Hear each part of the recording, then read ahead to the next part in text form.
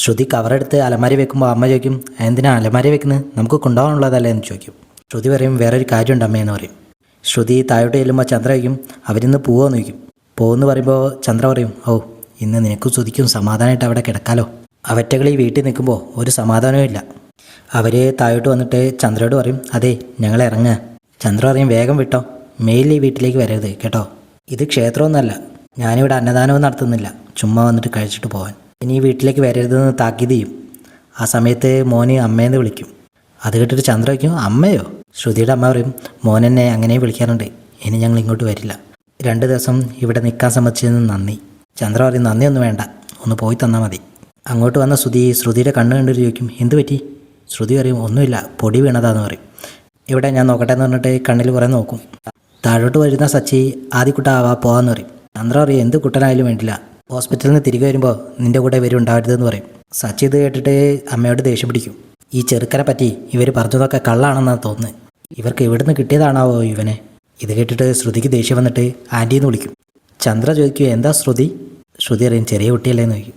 ഇന്നലെ വരെ ഇവരെ പറഞ്ഞുവിടാൻ നീ എന്തൊക്കെ പ്ലാൻ ചെയ്തിരുന്നല്ലോ, ഇന്നെന്താ നിനക്കൊരു മനമാറ്റം? സച്ചി ചോദിക്കും, ഇവരെ പറഞ്ഞുവിടാൻ പാർലടുത്ത് പ്ലാൻ ചെയ്തിരുന്നല്ലേ? പിന്നെയും സച്ചി ഓരോന്ന് പറയുമ്പോൾ രേവതി പറയും, സച്ചിട്ടാവാ നമുക്ക് ഹോസ്പിറ്റലിൽ പോകാമെന്ന് പറയും. അവരിറങ്ങുമ്പോൾ ഒരു നിസ്സഹായ അവസ്ഥയിൽ ശ്രുതി ഇങ്ങനെ നോക്കി നിൽക്കുകയാണ്. അതുകൊണ്ട് ശ്രുതി പിറകുന്നു അറിയാവോ, സന്തോഷമായി, രണ്ടുപേരും പോയല്ലോ എന്ന് പറയും.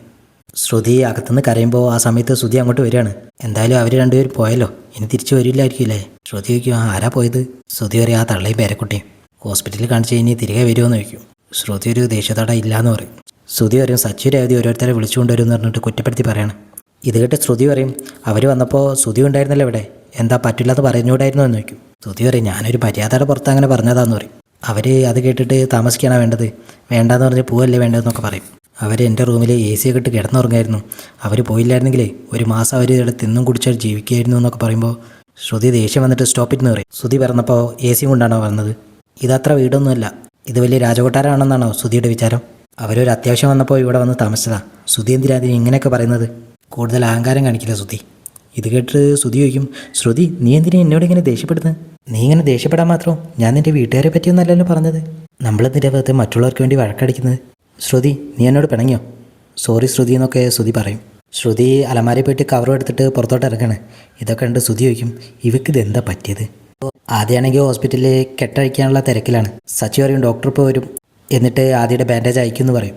നമുക്ക് ബീച്ചിലൊക്കെ കറങ്ങണ്ടേ? ശ്രുതിയുടെ അമ്മ പറയും, ഇന്ന് തിരിച്ചു പോകണമെന്ന് പറയും. രേവതി പറയും, 2 ദിവസം കഴിഞ്ഞിട്ട് പോയാൽ പോരെ. സിസ്റ്റർ മരുന്ന് വാങ്ങാനുള്ള ഷീട്ട് കൊണ്ടുവരുമ്പോൾ സച്ചി അത് വാങ്ങാൻ പോകും. ആദ്യം ശ്രുതിയുടെ അമ്മയോട് ചോദിക്കും, അമ്മ എവിടെ? എനിക്ക് ബാൻഡേജ് അയക്കുമ്പോൾ ആദ്യം അമ്മയെ കാണണം.